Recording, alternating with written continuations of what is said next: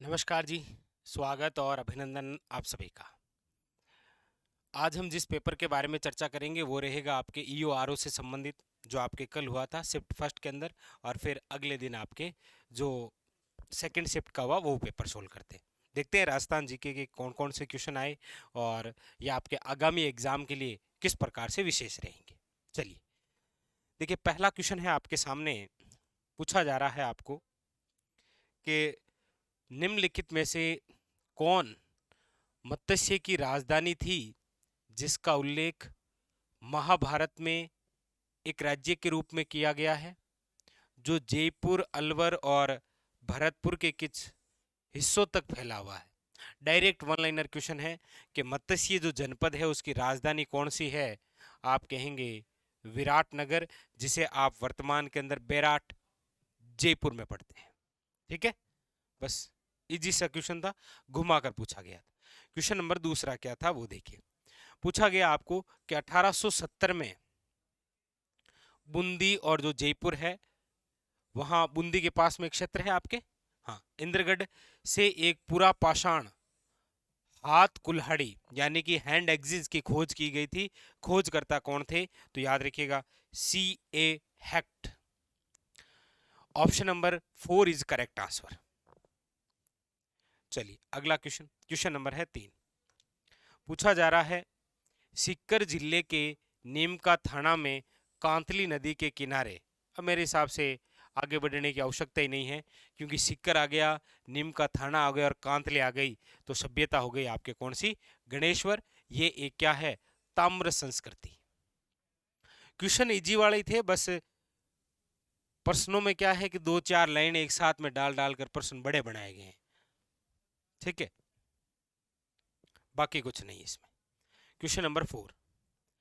चित्तौड़ के आसपास के क्षेत्रों को खाली जगहों के जनपद के रूप में जाना जाता है। अब वो आपके यहां पर कौन सा है? सीवी जनपद। Option number 3 is correct answer. दो जनपद से क्वेश्चन आगे, मत्स्य और सीवी जनपद दोनों ही आगे। ठीक है, अगला देखिए, ये लीजिए, गुहिल वंश। गुहिल वंश में किसने कैलाशपुरी, ये कैलाशपुरी है आपके उदयपुर में, वहां पर एकलिंग जी का मंदिर बनवाया। आप सब जानते हैं वो है बप्पा रावल। किसने बनाया था? बप्पा रावल। ठीक है, अगला क्वेश्चन नंबर 6। निम्नलिखित राठौड़ वंश के राजा में से किसने साहस और कूटनीति के माध्यम से मंडोर पर कब्जा कर लिया और उसे अपनी राजधानी बनाया?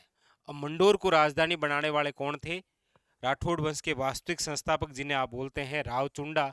वैसे इनको इंदा प्रतिहार द्वारा देश में मिला था क्या? मंडोर। Option number 2। अगला देखिए, अगला है वह स्थान जो स्थापत्य उपयोगिता के आधार पर किस प्रकार के दुर्ग जल दुर्ग से घिर रखे होते हैं। मतलब ऐसे दुर्ग जो जल से घिर रखे होते हैं उन्हें आप क्या बोलते हैं? याद रखिएगा, औद्योगिक दुर्ग या औदक दुर्ग, एक ही बात है। ठीक है, अगला अगला है आपके सामने आभानेरी दौसा के अंदर है। वहां पर इस हर्षद माता का जो मंदिर है वो कौन सी शैली में है? सब जानते हैं आप, गुर्जर प्रतिहार शैली। ठीक है, कौन सी शैली में है? प्रतिहार शैली में। अगला क्वेश्चन क्या है देखिए, राजस्थान में विवाह से पहले दूल्हे को रिश्तेदारों द्वारा आमंत्रित किया जाता है और लौटते समय खाली जगह से संबंधित गीत गाए जाते हैं। भाई गांव में शादी हुए, लेकिन विवाह से पहले घी पाया माज में थांडा आप रिश्तेदार भन्नोड़ो दिया करे, काका बाबाड़ा, बस वो ही है। ऑप्शन नंबर क्या है? बिंदोड़ा। भन्नोड़ दिया करे, घर बुलाया करे, जिमाया करे, भान भरिया करे, पर जाऊं तो बेड़ा कौन सा गीत गावे? भन्नोड़ा का। अगला क्वेश्चन देखिए, अगला है आपके सामने राजस्थान में मच्छर, बिच्छू और लालर, ये एक प्रकार के क्या है? याद रखिएगा, ये लोकगीत है। कौन से हैं? लोकगीत। अगला देखिए, डॉक्टर गिरियेशन ने अपनी पुस्तक लिंग्विस्टिक सर्वे ऑफ इंडिया में राजस्थानी बोलियों को मुख्य कितने समूहों में विभाजित किया है? तो याद रखिएगा 5 समूह में। Option number 2 is correct answer. ठीक है, अगला देखिए। अगला है, निम्नलिखित में से किस प्रकार के काव्य ग्रंथों में हमें एक राजा की महानता, उसकी विजय, युद्धों, शौर्यों का वर्णन मिलता है? तो याद रखिएगा वो है आपके रासो। रासो के अंदर ये जानकारी मिलती है। अब देख लीजिए ना, युद्धों का वर्णन ही तो है, जैसे पृथ्वीराज रासो आप पढ़ते ही हैं। निरंजनी संप्रदाय की स्थापना किसने की थी? तो निरंजनी संप्रदाय की स्थापना करने वाले कौन थे?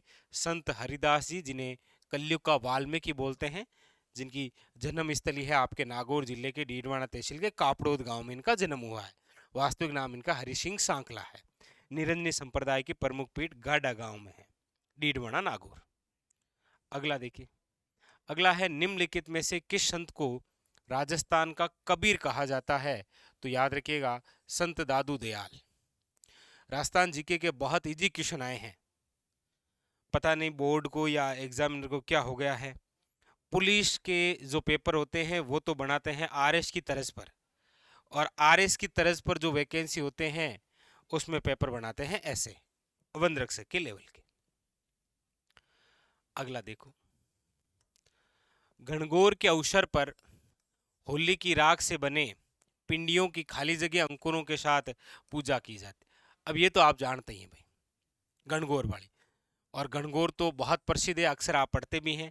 गणगौर जयपुर की प्रसिद्ध है। हाड़ो ले डूबियो गणगौर बूंदी से रिलेटेड कहावत है। गुलाबी गणगौर नाथ द्वारा राजसमंद की है। ठीक है, तो आप बताइएगा किसके साथ है? चावल है, बाजरा है, मकई है या जौ? किसके साथ अंकुरों के साथ पूजा की जाती है, बता देंगे आप? चलिए, 15 नंबर का आंसर है वो आप कमेंट बॉक्स में जरूर बताइएगा। चलिए आगे देखते हैं और क्या है। अगला है आपके सामने, राजस्थान में स्त्रियों द्वारा गले में पहने जाने वाला जो आभूषण है वो कौन सा है? तो आप कहेंगे वो है तिमणिया। तिमणिया है वो कहाँ पहनते हैं? गले में। अगला देखिए। अल्हा जिलाबाई। अल्हा जिलाबाई की लोकप्रियता का कारण क्या है? ये एक मांड गायिका है, याद रखिएगा। क्या है ये? मांड गायिका। और अल्लाह जिलाबाई ने ही हमारे राजस्थान का जो राज्य गीत है ना, केसरिया बालम आओ पधारो मां के देश, उसको लोकप्रिय बनाया था इन्होंने। अगला देखिए। अगला है, 23 नवंबर 1931 को किसने भरतपुर में व्यापक किसान विरोध का आयोजन किया और जिसके कारण उसकी गिरफ्तारी से लघु किसान आंदोलन समाप्त हुआ? तो वो ये क्वेश्चन बड़ा प्रसिद्ध रहा है, भोजी लंबरदार। सहित सहित ये 4 एग्जाम के अंदर क्वेश्चन आया है, फर्स्ट ग्रेड में आया है, इसमें आया है और आगामी आ भी सकता है। और भोजी लंबरदार। अगला देखिए। अगला आपके सामने 19 नंबर क्या कह रहा है? दरगाह जिसे अब्दुल्ला पीर के नाम से जाना जाता है, बोहरा संप्रदाय। अब बोहरा संप्रदाय आप सब जानते हैं, अब्दुल रसूल का लोकप्रिय मकबरा किस शहर में है? तो याद रखिएगा option number 4 is correct answer, Banswara. ठीक है, अब ये देखिए यहाँ पर क्या है आपके सामने, बस मेवाड़ प्रजामंडल। मेवाड़ प्रजामंडल की स्थापना किसके द्वारा की गई? Option number B, Manikyalal Verma द्वारा। ठीक है, बस यही था। अगला देखिए। अगला क्वेश्चन है आपके सामने, भू आकृति की दृष्टि से राजस्थान को कितने उपक्षेत्रों में, देखिए क्षेत्र तो 4 हैं और उपक्षेत्र 12 हैं। कितने हैं? 4 तो मुख्य रूप से है और 12 आपके क्या है? उपक्षेत्र। अगला देखिए। अगला है आपके सामने, भील और ग्रासिया स्थानीय जनजातियां हैं जो मध्य माही छप्पन बेसिन में स्थानांतरित खेती का व्यवसाय करती है, उन्हें के रूप में जाना जाता है। अब वो आपके क्या है? वालद्रा। वही है, भील आते तो फिर चिमाता और दजिया हो जाता। ठीक, चलिए अगला देखिए। अगला क्वेश्चन क्या है? क्वेश्चन नंबर 23, राजस्थान की निम्नलिखित में से कौन सी नदी सतह के थोड़े से बहाव के बाद में रेत में गायब हो जाती है? तो वो कौन सी है? बनास, लूणी, काली या कांकनी? तो ये कांकनी नदी, जिसका अन्य नाम मसूरदी नदी है, ये कोटरी की पहाड़ियां जैसलमेर से निकलती है और जैसलमेर के अंदर झील है बुझ झील, उसमें जाकर समाप्त हो जाती है। अगला देखिए। क्वेश्चन नंबर 24, निम्नलिखित में से कौन सी नदी अरब सागर में गिरती है? अरब सागर। अरब सागर की प्रसिद्ध तो 4 ही नदियां हैं, भाई लूणी है, माही है, साबरमती है और पश्चिम बनास। याद रखिएगा यहां पर जो ऑप्शन है वो है 4, माही। अगली, पश्चिम की तुलना में पूर्वी राजस्थान में जो जलवायु चरम सीमाएं हैं वो क्या रहती है, निम्नतर रहती है। बाकी इधर पश्चिम के अंदर क्या है, उच्चतम रहती है जलवायु। क्वेश्चन नंबर नेक्स्ट देखिए 26। सर्दियों में भूमध्य सागर में चक्रवातों के कारण राजस्थान के उत्तर पश्चिमी भाग में वर्षा होती है, जिसे आप क्या बोलते हैं, याद रखिएगा मावठ। जिसे आप क्या बोलते हैं, याद रखिएगा मावठ। ठीक। अगला देखिए, अगला है निम्नलिखित में से किसे उष्णकटिबंधीय कंटीले जंगलों में स्थापित रेगिस्तान में अपनी जबरदस्त उपयोगिता के कारण रेगिस्तान का कल्प वृक्ष कहा जाता है, वो है आपके खेजड़ी। याद रखिएगा। अगला देखिए, निम्न में से किस प्रकार के वन राजस्थान में बहुत बड़े क्षेत्र में पाए जाते हैं। राजस्थान में सर्वाधिक जो वन है वो है धोकड़ा, और सर्वाधिक धोकड़ा वही केला देवी करौली वाला। अगला, लेटेराइट प्रकार की जो मिट्टी है वो राजस्थान के दक्षिणी क्षेत्र डूंगरपुर में पाई जाती है। Option number 4। पुराने पेपरों के क्वेश्चन देखेंगे तो सारे मिलेंगे आपको वहीं पर। राजस्थान की निम्नलिखित में से किस परियोजना को मरुगंगा के नाम से भी जाना जाता है, वो है आपके इंदिरा गांधी नहर परियोजना IGNP। इसका उपनाम है मरुगंगा। अगला, राजस्थान में नहर सिंचाई में किस जिले का सर्वाधिक नहर सिंचाई वाला जो जिला है वो है आपके गंगानगर।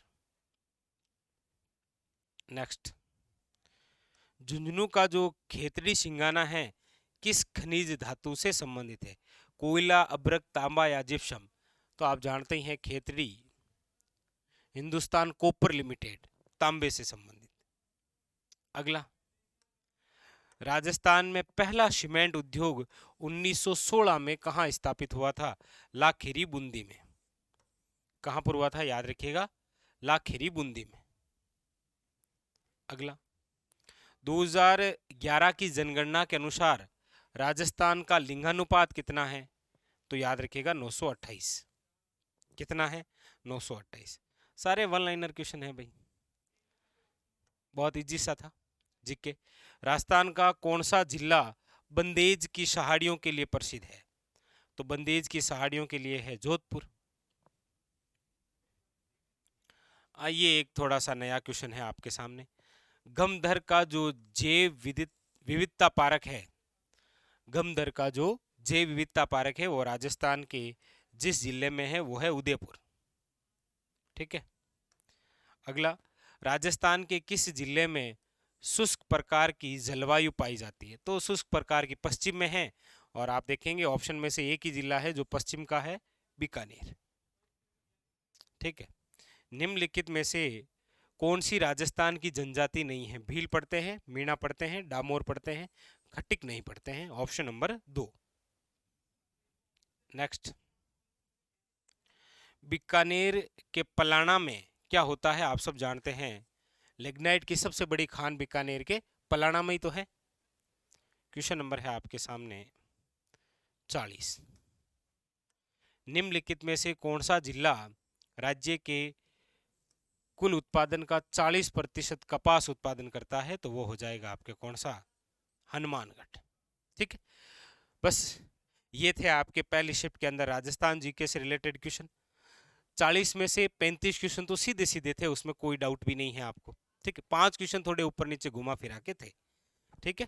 चलिए अगले सेशन में सेकंड शिफ्ट का पेपर सोल्व करेंगे, जिसके अंदर राजस्थान जीके के कौन से क्वेश्चन है। और देखिए आप एक चीज समझ गए होंगे कि विगत आए हुए पेपरों के प्रश्न आप सोल्व कर लेते हैं तो आपके 80 से लेकर 90% राजस्थान जीके कवर हो जाता है।